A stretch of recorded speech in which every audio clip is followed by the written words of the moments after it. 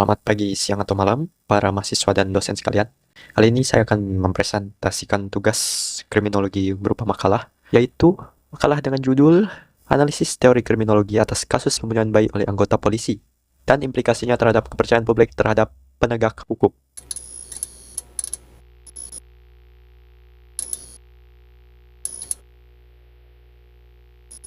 Ada satu pertanyaan yang lumayan krusial, yaitu mengapa aparat penegak hukum yang seharusnya menjunjung tinggi undang-undang malahan menjadi pelaku kejahatan. Ini bukan sekedar isu oknum nakal, tapi ini adalah alarm kegagalan sistem.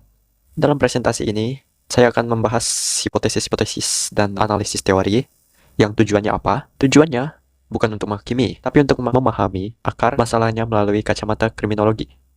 Dalam salah satu contoh kasusnya, di sini ada Brigadir AK yang melakukan tindakan tidak pantas yang membuat kepercayaan publik terhadap polisi itu menurun.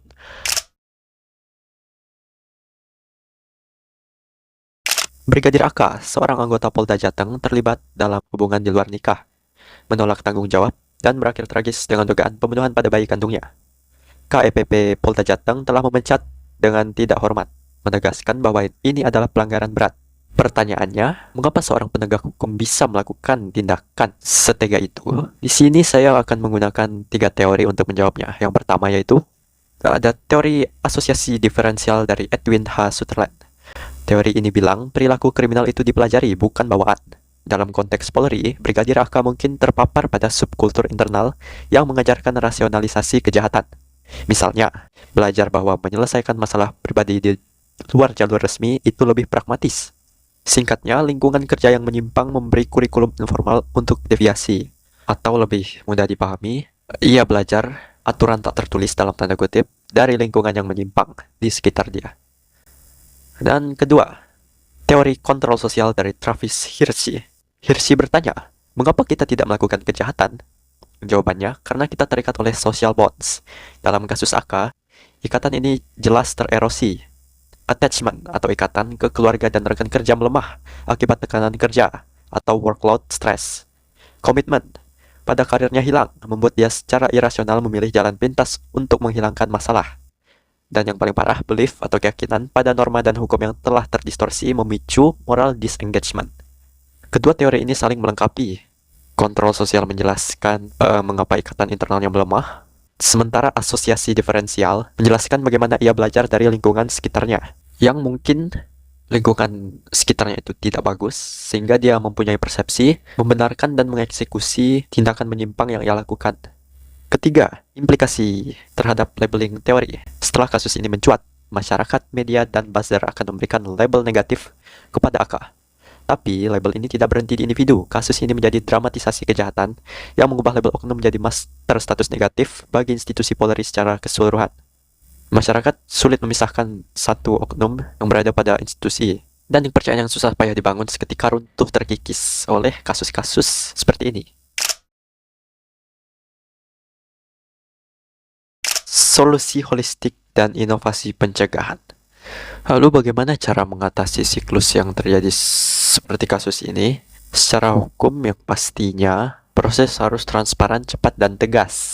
Penguatan propam sebagai mekanisme independen sangat krusial demi meningkatkan perceived atau risiko tertangkap bagi setiap oknum.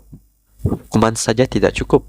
Kita harus menyerang akar masalah dengan inovasi berbasis teori. Seperti yang sudah dibahas tadi, dari teori inovasi asosiasi diferensial, kita perlu memerlukan inovasi mengubah subkultur, seperti ganti pendidikan kepolisian menjadi kampus integritas mungkin, yang fokus menanamkan moralitas dan etika. Dan tentunya didukung program mentoring positif dari senior yang berintegritas. Dan inovasi kontrol sosial, lawan workload stress dengan model dukungan psikologis terintegrasi. Ini akan memperkuat ikatan sosial anggota terhadap kehidupan bermasyarakat.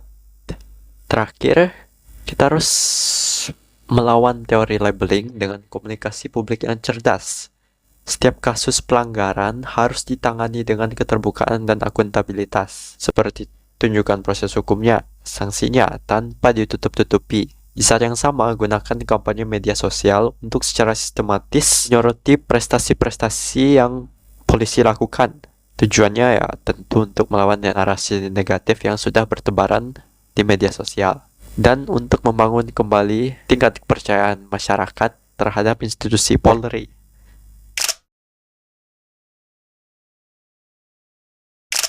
Terakhir, kesimpulan.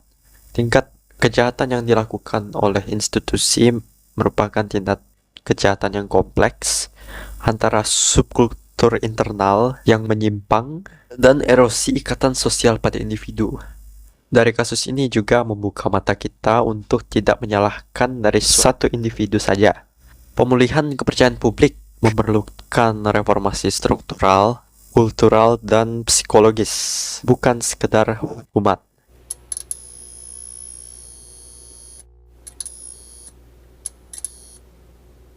Dengan mengadopsi model penegakan hukum proaktif, bukan hanya reaktif, kita bisa memutus siklus rasionalisasi dan labeling negatif yang bertebaran, serta membangun kembali tingkat kepercayaan integritas terhadap institusi. Dan perlu diingat, memahami akar penyebab bukanlah untuk membenarkan, melainkan untuk merancang intervensi yang efektif. Sekian presentasi mengenai makalah kriminologi yang bisa saya sampaikan. Atas perhatiannya, saya ucapkan terima kasih.